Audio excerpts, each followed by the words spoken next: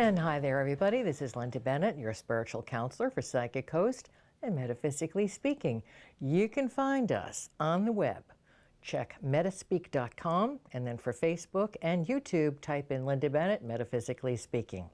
Also, if you want an appointment of any kind, call 727-736-4567. Also, you can email us or call in with your questions and topics that you'd like to see me discover with you. Would you like to talk about Atlantis? Would you like to talk about Lemuria? Very few people mention Lemuria because very little is known about it, but we know where it is. Are you interested? Are you looking at those alien encounters shows? Some of them are a little loopy, but some of them are really good, and I myself have had UFO experiences, so we can talk about that as well. Now, since this is the month of February, and I'm sorry, but I was trying to take some time off to get a little rest, which really hasn't worked, but nevertheless, we're talking about relationships because Valentine's Day is this month. And we're looking at a tremendously high divorce rate.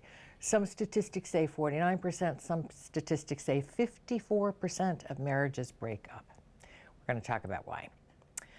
Next month, we're going to be talking about what happens when you're in a coma. What is the reason for that? What happens to you? What happens to your soul? What's happening to your body? What's happening to the people around you? Where is your consciousness? That's going to be next time. But this time, talking about relationships, we are going to be covering the following. Why do you get married? Who should get married? Where's it going? How to keep it fresh, because we all know every relationship gets boring. Who brought in the mail?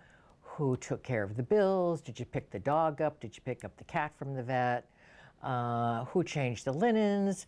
Why didn't you take the laundry out of the dryer? Why didn't you put the new wash in? All that stuff. And that can really dim the enthusiasm for being together. It can dim the enthusiasm for the bedroom. But I love that old expression, it's not mine, I cannot take credit for it. If you want to make love at 11, you got to take the garbage out at 7. So boys, just think about that, because when everything is left to the wife, she begins to feel overwhelmed. And no woman feels romantic when she feels overwhelmed. So, also I want to point out my co-host. Can we do that now? Can we show the picture that we had at Christmas time? I will hold that right here. This is my little co-host who you cannot see ordinarily. This is my little Princess Gracious Gracie who you met on one of the recent shots. And here she is down here being adorable. Mommy loves the Gracie. Mommy loves the Gracie. And so she loves to sit here during the program and assist. I don't know what purpose she's serving except to amuse me, but nevertheless, that's one of the things that keeps relationships going. You're going to say, don't kids keep relationships going? No. Years ago, Dear Abby did a survey of all of her readers and people she knew professionally and people who worked in her office and in the station, and 85% of them said if they knew then what they knew now, they wouldn't have children. Just a couple of years ago, another survey took place, and it was 87%. 87% of the people who were surveyed said they would choose not to have children. And of that, I think the statistic was about almost 90% said they would only have one child and not two. Why? Nobody for the kid to fight with. So think about that when you're thinking about a relationship. Now, why do so many people get divorced? Because they shouldn't be married in the first place. Especially girls today with all these silly shows about the bridal dress and the bridesmaid's dress and everybody going to get an opinion on the dress. Once upon a time, it was just the bride and her best friend or her matron of honor, a maid of honor. You didn't have a line of people sitting on a couch all with their opinions. So this whole bridal industry, once upon a time, it was perfectly okay to get married in your backyard and have a backyard family party. Yes, everybody was dressed and hors d'oeuvres were served, and usually there was a tent up, especially if you lived in a place where the weather was a little dicey. But people didn't spend $30,000, $40,000 that many people don't have on a wedding. So girls are anxious to get married when they feel their little eggs moving along. But that's not a reason to get married. And if the guy really loves them, then he goes along with the whole shebang. But I was a matron of honor many years ago when the groom said, if I hear one more thing about this blank, blank, blank, blank, blank, blank wedding, I won't be there. So just provide the tuxedo that I've been fitted for and tell me where to go and when to show up. And I don't want to hear anything after that. And I said, and the bride was all upset. Why doesn't he want to be involved? I said, because it's too much. It went from the backyard to this fabulous restaurant that we had in Connecticut with this beautiful view overlooking the lake. And it was the fall and the leaves were all turning and it was wonderful. He didn't want to hear about it. He was done. He was happy with the backyard. And I think that's another thing that people don't take into account. What are the values of each individual? Is a big extravaganza that important? Do the parents have the money without hawking the value of their house, remortgaging, refinancing, taking out another credit card to put this wedding shebang on there? You don't want to do that to your parents. They're going to have a future too. And if you're not interested in supporting them, then you figure out a way to pay for your own wedding. So finally, Jim went through with the wedding and the whole thing took place and it was lovely, but boy, I was glad I wasn't one of the sisters. Because not all wedding situations are happy. So when you're thinking about marrying someone, I want you to think not about the dress and about the flowers and what is the cake going to look like and where's it going to be, where we're going on our honeymoon. I want you to think something like this. What if our plane crashes and we're on a desert island all by ourselves? And fortunately there's fresh water, but not much to eat. And we don't know what all these little vegetable things are. So you have to live on fish. But he doesn't know how to fish because he's maybe, like from inland. And he's actually never seen a fishing pole. And you've never seen a fishing pole. So is this someone you want to go through that experience with? Is this someone you would be happy with for the next 30 years without any hope of rescue? Yeah, I can hear it now. I've asked that question millions of times, and people get this dumbstruck look on their face like, yeah. So if you can't visualize yourself out of your normal creature comforts, I think I'd think twice. This also happens a lot with military families. They're all happy in their lives, and a war comes along, and the next thing you know, the husband volunteers. Maybe he's going through a crisis in his life. Maybe he's really patriotic and he believes in the cause, whatever. And the wife's sitting there by herself on base. And there's very little base housing that's very glamorous. And suddenly she's removed from her home, removed from her friends, her environment, her job. She's somewhere across the country. She doesn't know a soul. She's in this semi-uncomfortable housing situation. And she doesn't have a husband because he's off overseas. What do you think about it then? Could you endure? Could your phone calls, could your emails, could your letters, could your Skyping take care of all of that? Would that be enough for you?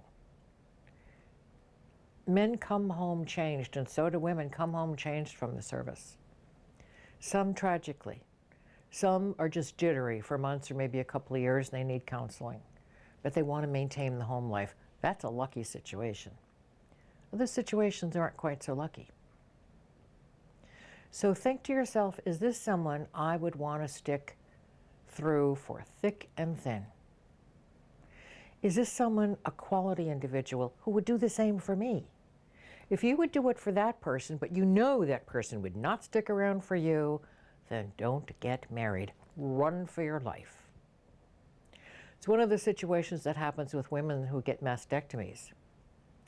I think the statistic is that within 30 days,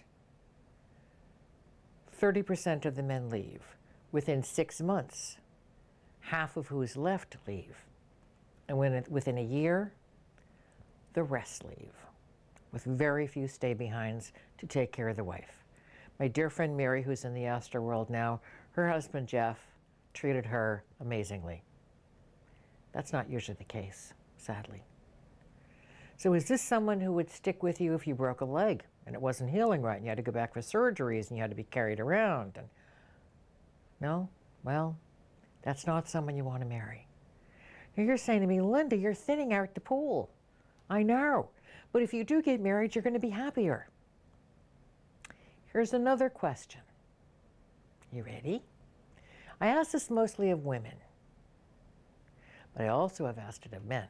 And there is my co-host right here with us. Is this person good enough for your mother? In other words, if this person was older and say your mother's age, would you want this person married to your mother? Or maybe your sister or your best friend? She's staring at my executive producer, Shawnee. She was just over visiting my videographer, Miles. Yep, oh no, she's gonna take a bath. She wants to be clean at all times. Is this person good enough for your daughter? I cannot tell you. This is the dumbstruck look I get. No. Well then, stupid, what are you doing with this person? Well, I don't know. He's kind of cute and I just love him. Really? What is it about him you love? Oh, well, the sex is great. Okay, fine. What happens if he gets surgery and you can't have sex like that anymore? Oh, falls apart. So if this person is not good enough for the most precious people in your life, if the age was appropriate, not good enough for you. I have another expression that is absolutely mine. Just because somebody knocks on the door doesn't mean you let them in. They knock on the door because karmically you're supposed to meet with each other. And for those of you who have never seen the show and have been in a hole for the last 50 years, karma is the law of cause and effect. In the Bible it says you reap what you sow. What goes around comes around. We see that in weather patterns. We see it in lifetimes. So often you'll run into somebody 20 years later that you went to school with or that you knew next door. Things occur in cycles. Think about that. So, just because somebody knocks on your door, when you open the door and look, what does your gut say to you? Does it say, no, no, no, no, no, no, no, no? Even though the person may have great packaging, what's inside the packaging may be rotten eggs. So maybe you say, well, let's go for a date. On that date, if you're observant and if you're using your intuition, you can pretty much tell whether or not this is someone that you could spend your life with on a desert island all by yourselves. Or this is someone who would be good enough for your best friend. Or is this person really for your best friend and you're going to be the introduction? Be really honest with yourself. This is your life. You've gone 20, 30, 40 years without being married. Now you're going to screw up your life? And men, don't just fall for a great set of knockers. Fall for the soul. And just because she's beautiful doesn't mean she's beautiful inside. Outside is not a reflection of inside, unless we're talking about grooming. Is this someone that you can go to sleep with every night feeling loved and secure, knowing that you love that person as well? Even though you both had a fight earlier and you want to kill each other? Are you content to snuggle up and go to sleep? Are you content to wake up with this person every morning and not look over and think, oh, what have I done? These are questions you have to ask yourself. We're not in the marriage for, 5 years, 10 years, which is so often what happens when a man, happened to me the first time. I was not happily married the first time. I was happily accommodating, and I'm easy to get along with, so no one would ever know. And he was a nice guy when I first married him. And my best friend Mary said he was movie star gorgeous. And I said, he was? I never noticed. I knew he was an attractive man, but I didn't think he was movie star gorgeous. He ain't movie star gorgeous now. Friends ran into him and they didn't even recognize him. So if I really loved him and if he was really a lovable person, I would have continued to love him. I also wouldn't have let him get overweight. But that's another whole issue. You care about the person you're married to. You want the best for your health and their health. They've discovered that so many diseases are preventable with a healthy diet. We're not going to start cooking. This will never be a cooking show. That was one of my rules years ago when I started on television. No cooking. Nobody mixes yogurt. Nobody makes a sandwich. No food.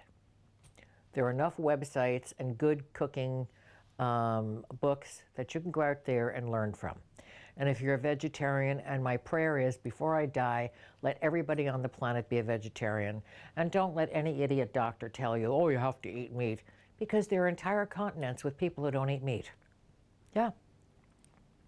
They have spices and they have vegetables and fruits with all the important nutrients and values and minerals that you need. And they've been doing this for a couple of million years. And they're very healthy people and very successful people. In fact, in China, where they eat meat, where they didn't eat meat before, they're developing the same illnesses we have here in this country, heart disease and cancer. So one of the things you want to think about is this someone you want to work with on an everyday basis to make sure that you're both eating healthy? And you can't expect your spouse to eat healthy if you're sitting there stuffing burgers in your face and nachos and Cheetos and all that other junk. You have to eat healthy as well. You can't sit there and call somebody pudgy when you're stuffing your face with potato chips. Because take a look in the mirror. So if you have your marriage as a team with two people who love each other, who are in love with each other, and in like with each other. Like is different. You can love someone forever and still not be happily married. When you're in love, you fall out of love periodically. It happens. Every marriage goes through that. But if you know you're well suited to each other, you understand that's part of the cycle of life and you write it out. Maybe he's in love with you and you're not in love with him and you don't even know it because he's smart enough not to say anything. He's smart enough to know that this is just a cycle. And then the next thing you know, it'll be reversed.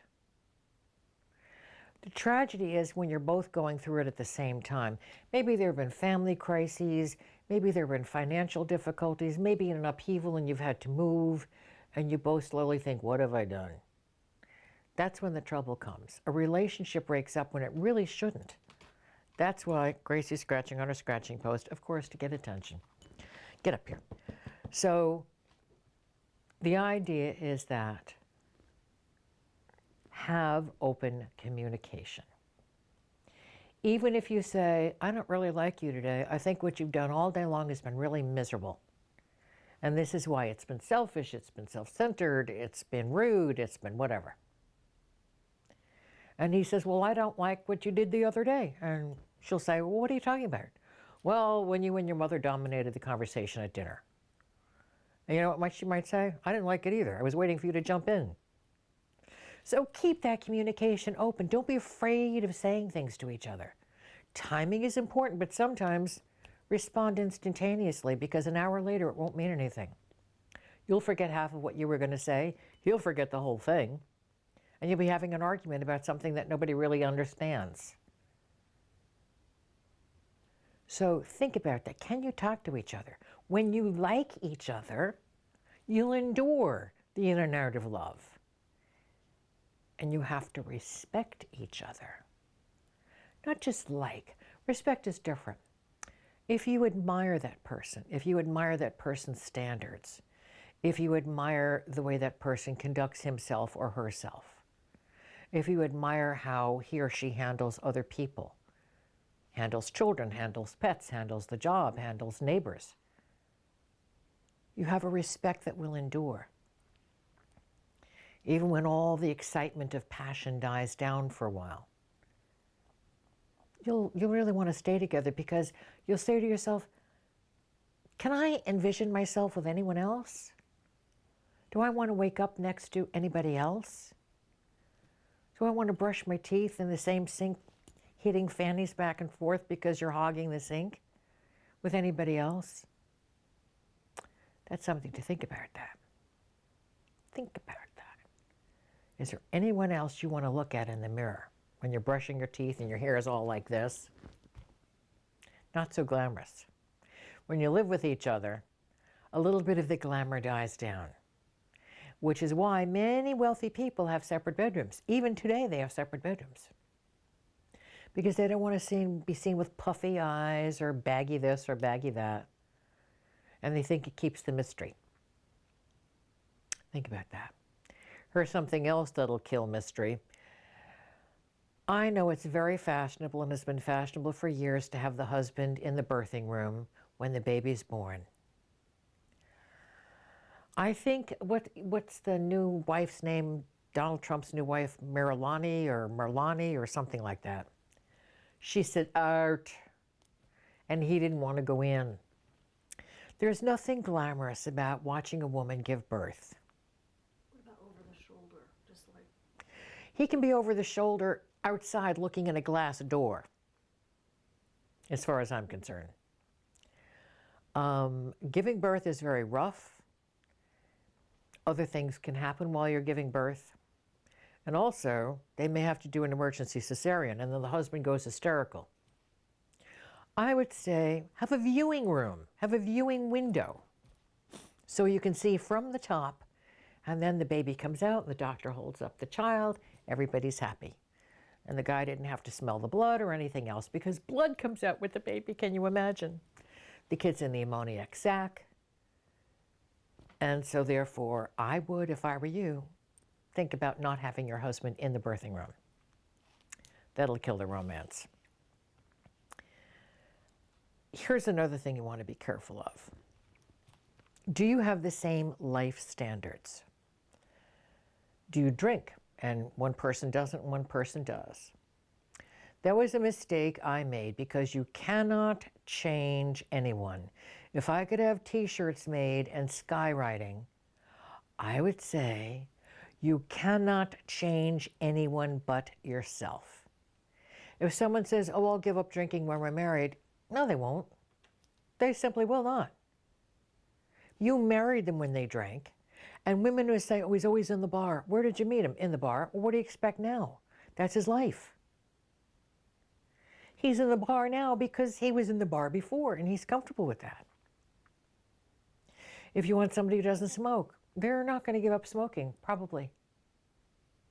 So don't go where people smoke. You don't want secondhand cancer. I had a friend years ago who died of secondhand cancer, secondhand smoke with lung cancer, because her husband smoked. And I used to tell her for years, Ron, you're going to kill her. You're going to kill her.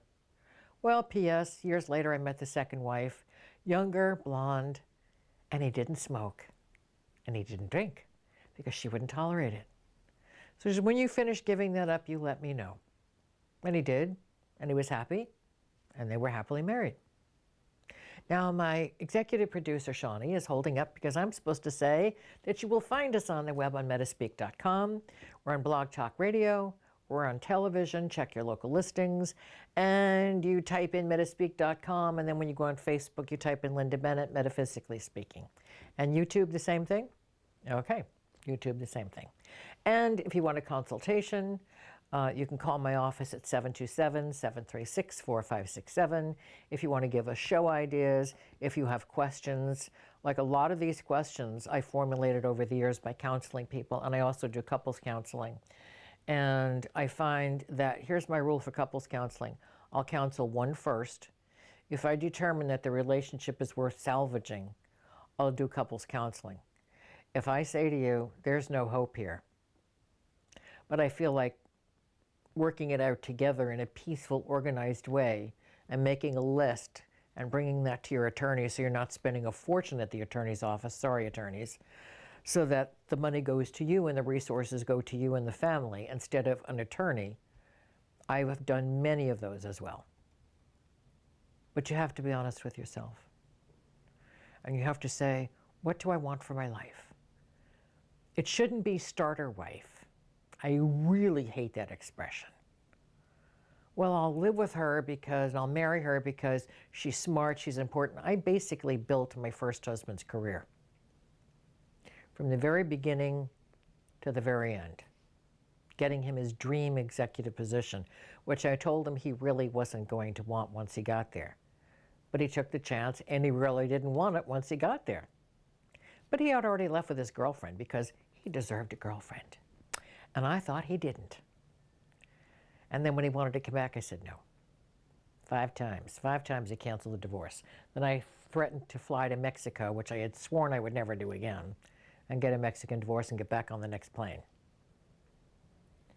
And still he called me for advice. And like an idiot, because, you know, I've got a good disposition, I helped him.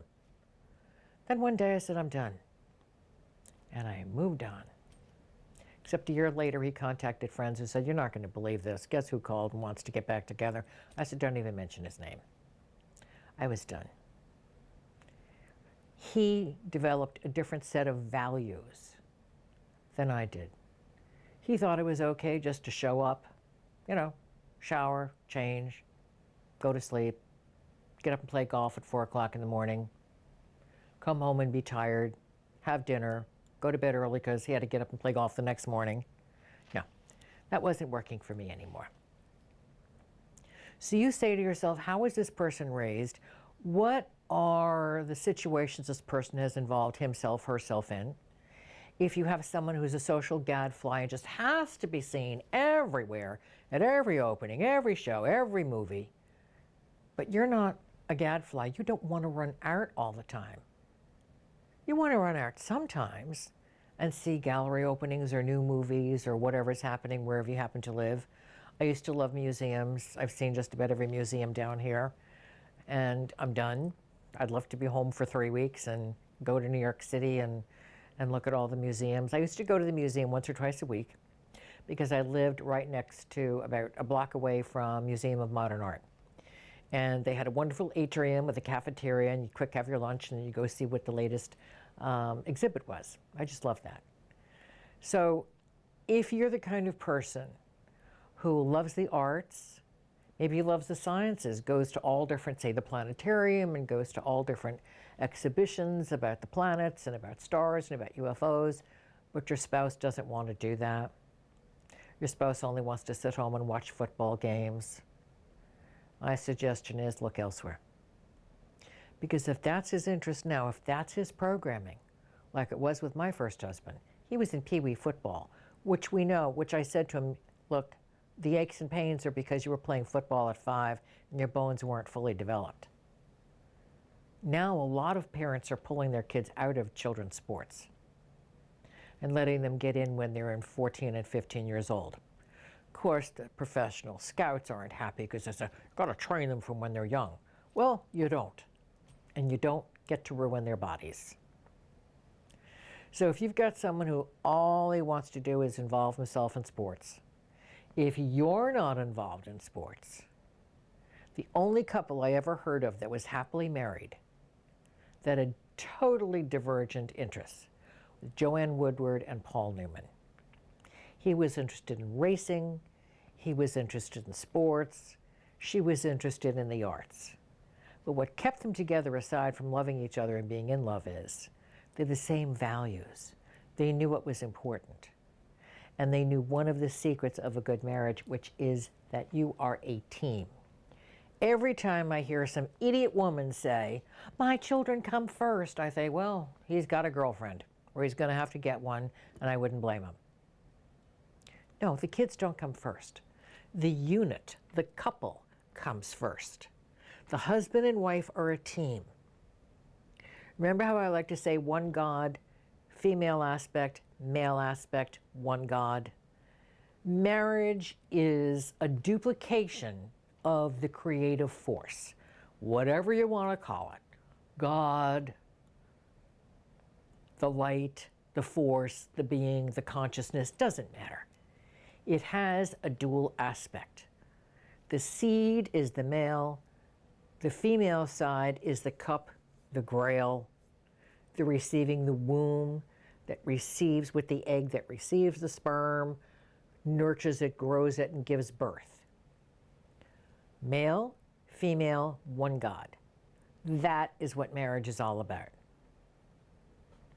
And so therefore, if you don't have that concept where the two of you are an inseparable team, taking care of the children together, your marriage is doomed.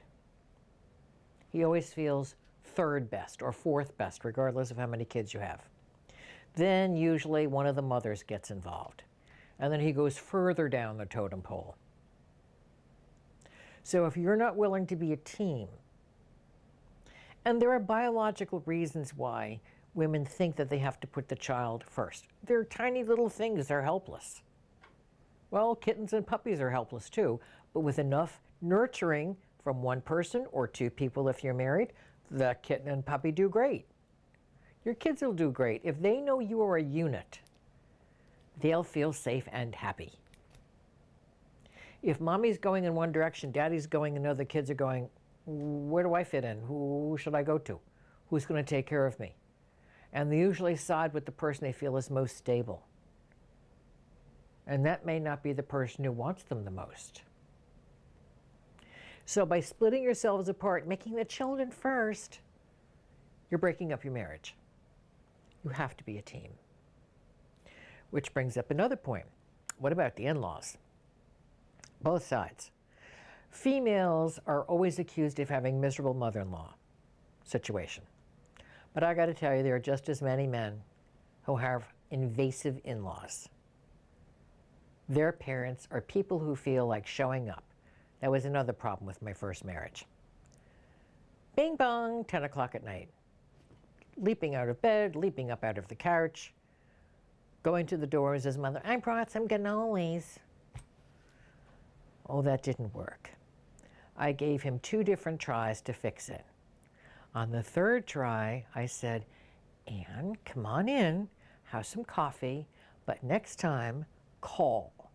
And if we don't answer, that doesn't mean you come and check and see if we're dead or alive. It means we're in bed, we're asleep. And she was highly offended. And my husband was highly offended. Now they can spend as much time with each other as they like. You have to set parameters. You have to find out if drop-in is okay.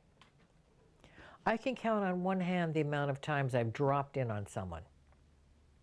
Even my own daughter, I don't drop in. I call and say, I picked up such and such for you.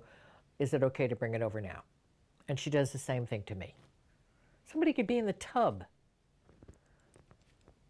They could be gardening in the middle of the mud up to their eyeballs and not want to come around to the front. A million things. Sometimes people are meditating and they don't want to be disturbed. You have to think of the other person. And when you're a unit and you're a team, you both must take that into it. Well, my mother loves me. Well, yes, I'm sure your mother does, but she doesn't belong here tonight. We had a special evening planned, and here's your mother, or your father, or your brother.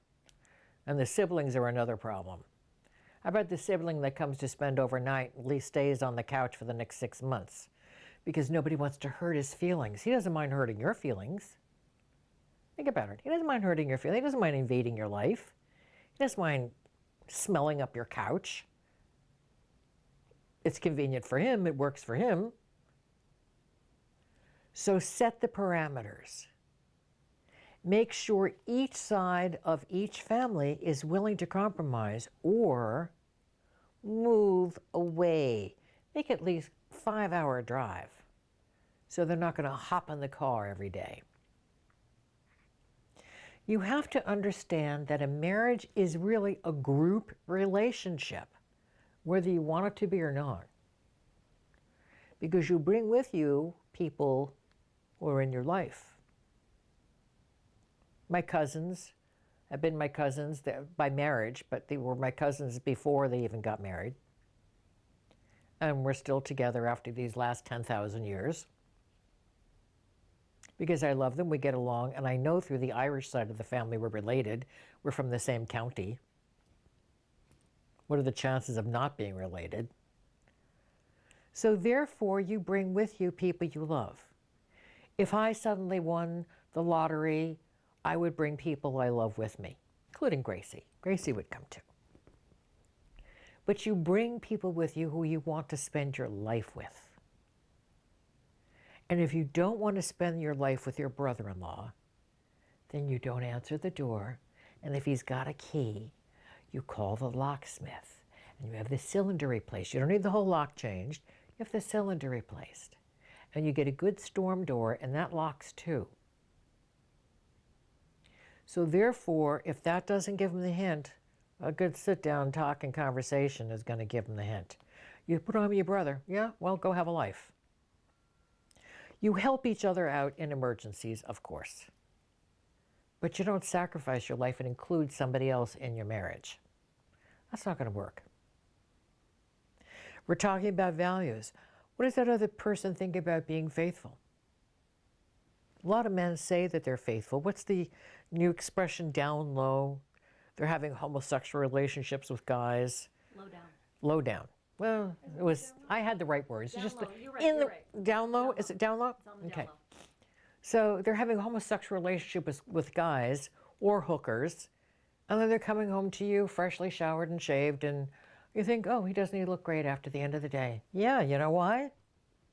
Playing humpity bumpity in some motel somewhere. And he thinks that's fine because he's home, he's with the wife and kids, he pays the bills. But this is just, you know, a little extracurricular activity. Women are guilty of this as well. Well, if you're nuts, you think this is acceptable. But it's not acceptable. Because marriage is a faithfulness. It's a promise to care and nurture for each other. And that doesn't mean women can't go out to work. It means that you are fulfilling your part of the bargain as the male, as the female, one God. Male, female, one marital unit. Doesn't include girlfriends or boyfriends on the side. So therefore, are your standards the same? Does he think gambling is okay? Gambling is another classified addiction. People, it's so fascinating, people who win often turn around and lose it all. Because it's not the money, it's the excitement. For professional gamblers, it's the money. But for regular idiots who go to these casinos, it's the thrill of winning or losing. Years ago, I went to Las Vegas, and I think I started with $30 or $20. Yeah, I started with $20, and I got to 35, and then I started losing. Right. And meanwhile, the husband and his pal had joined, and his wife had joined, and I said, okay, I'm done. And the dealer looked at me and he winked. So he said, you're never going to be someone who loses the mortgage, are you? I said, no. So my ex kept saying, no, you're winning. I said, no, I was winning, then I started losing. Well, you got more than you started out with. Yes, and I'm going to keep it. He couldn't understand that. He blew the entire amount of money that he had set aside for gambling. He blew every single dime. But he had a good time. You might as well have taken the money and set it on fire. I better give it to the Salvation Army. I'm not Christian, but the Salvation Army does great work. So therefore, or give it to the local spouse abuse shelter. They're desperate for assistance. And with all these cutbacks in the communities because so many people are on the take and so many people have mismanaged, I don't care what community you live in, people need help. And a community is only as strong as its poorest people. So therefore, instead of throwing your money over a casino table, donate it to people who really need it. Is that your standard? Or is it the standard of your partner just to blow it? Is it your standard to have a lovely home that's affordable in a nice neighborhood? Or do you want the biggest house in the best neighborhood and be over-mortgaged and over-leveraged? Do you want the biggest car, the most expensive car, or do you want a car that's reasonable and will do the job of driving you and looks nice? or do you have to blow it? So look at your everyday life. Look at the realities. Look past the bridal dress. Look past the cake and the venue. Look past the mother-in-law dress and think to yourself, that's not my life. That's an event. It's a one-day event. What is my life going to be like with this person? How can we make things better? I like the old Celtic tradition. Remember, the Celts just weren't in Ireland. They were from northern France on up through England, Scotland, Wales, parts of Denmark and Norway and Finland and Ireland. So even though they had some pretty brutal battles, the Feast of Beltane, which is what, May 1st or May 5th? Whatever, May 1st, May 5th, I'll check it for you next time. The Feast of Beltane was the opportunity, that's where they had the maypole, was the opportunity for couples who have been eyeing each other to get together. And they would commit to being together for a year. Live together, set up household, and see if in the long run their marriage would work. Anywhere along the line after 60 days, they could call it quits after 60 days.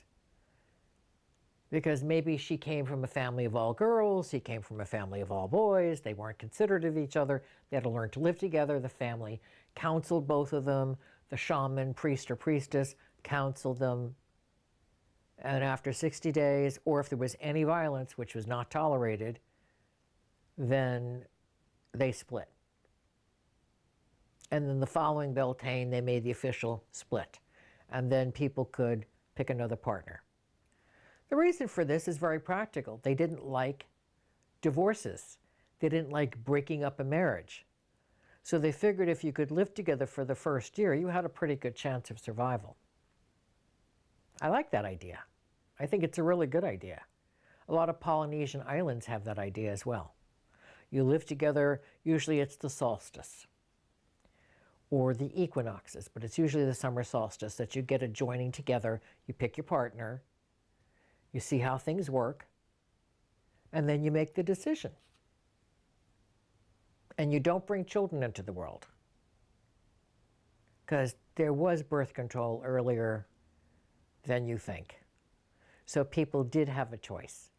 If a child came along, the child was often taken care of by the couple's family, if they didn't really want the child, if it was a mistake. Or it was kept. It all depended on the couple. And very often, the couples decided to part, but they didn't have to go through a whole destruction of a family, and so they weren't really parting in bitterness. They were parting pretty much in friendliness. I don't think that's a bad idea. You really get to know someone when you live with that person.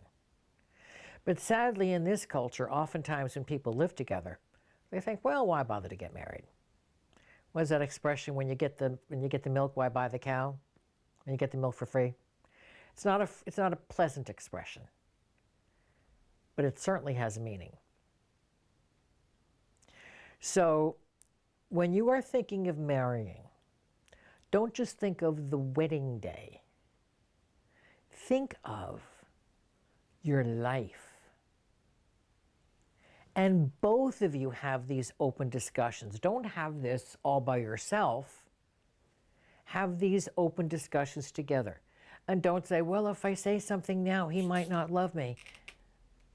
That's a little side effect there, little sound effects. If he doesn't love you now because you're having a discussion, he ain't gonna love you later. Don't waste your time. If you cannot talk about these things in the very beginning, and I don't mean the first date, I mean when you both decide you really like each other.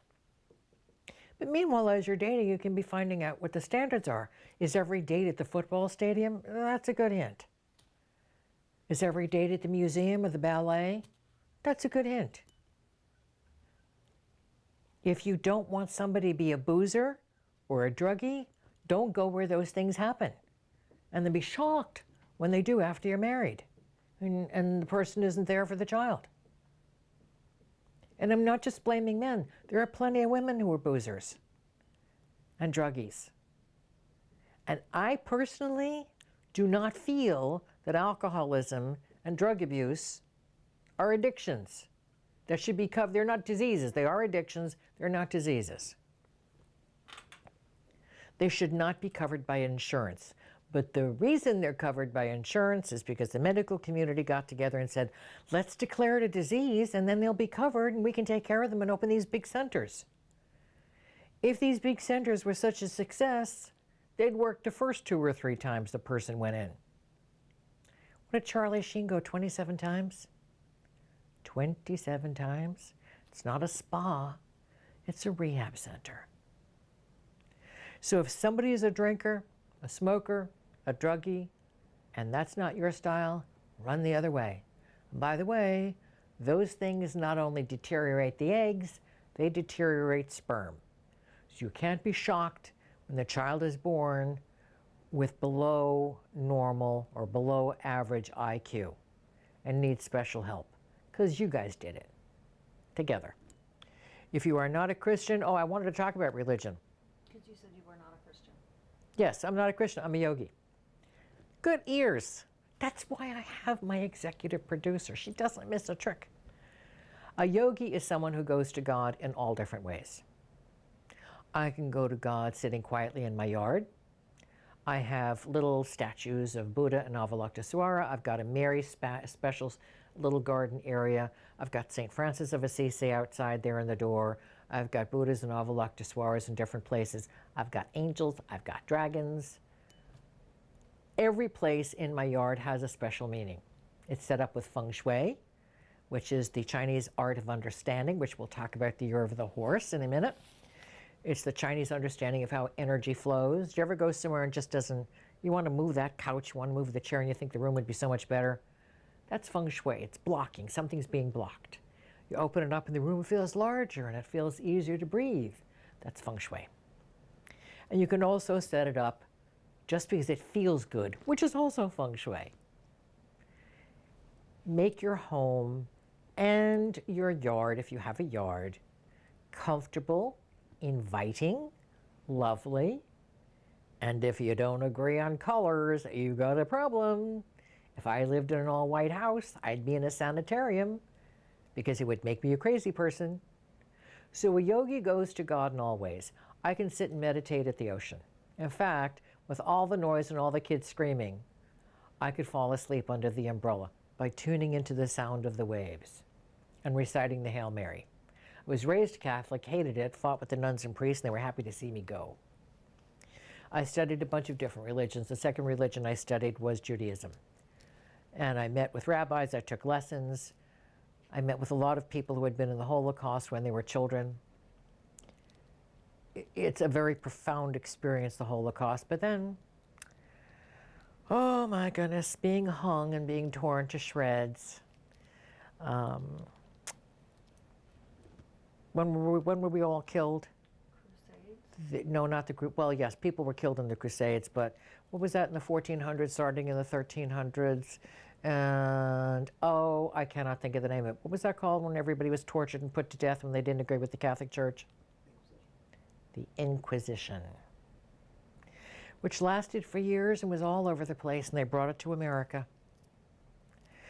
Because if you didn't agree with them on everything, you must be a witch. You must be a heretic. You must be a demon. You must be from Satan. Hung you, burned you, drowned you. It was mostly women because the husbands wanted a new wife and you couldn't get divorced. Or the church wanted the property and you agreed to split it with them. And what more tragic thing to find out that your spouse, your wife, is a witch and she just has to be put to death. Boom, she's gone. Next. I'm not a fan of organized religion. It has zero to do with spirituality. I am a spiritual person. I'm not a religious person. I think the only religions I have respect for would be Hinduism, which we should do a whole show on Hinduism because there are so many misconceptions about Hinduism. Buddhism, which Buddha was a Hindu and he wanted simplifying everything. He thought, let me simplify all of this so it's accessible to everybody. Jainism is a form of Hinduism, but they don't kill anything.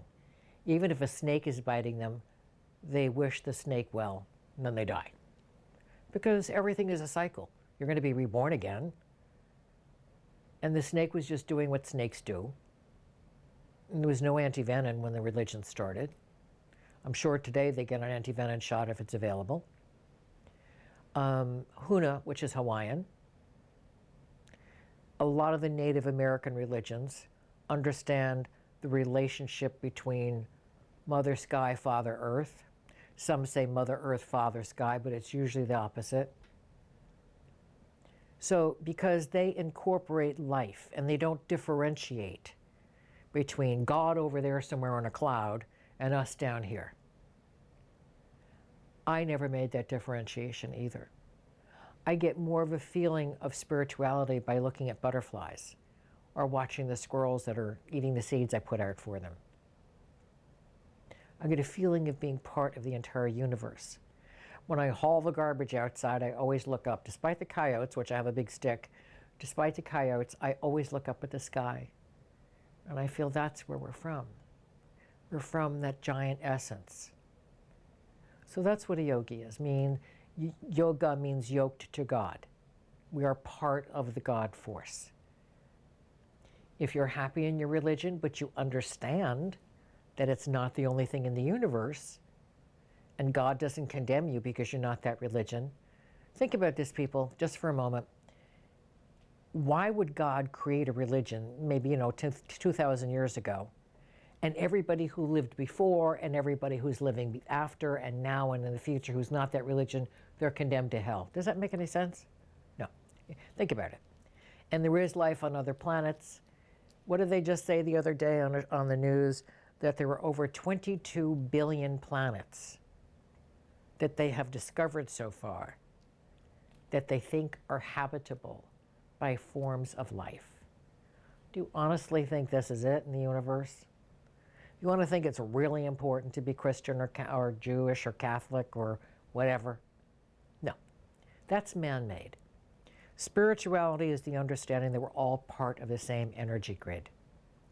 So if you have differentiations in your religious and spiritual beliefs, if one is a strict Catholic, remember once upon a time Catholics couldn't marry outside of the religion.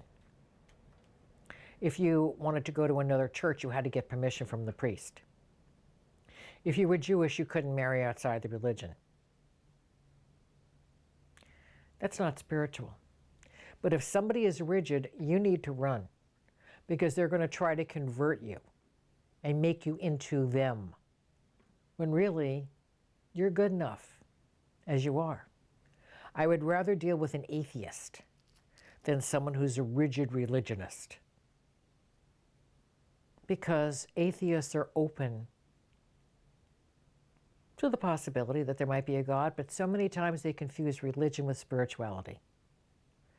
So all these things taken together will determine whether or not you should be a couple and you should get married. It's more than just, oh, I think he's cute. Or, God, is she gorgeous?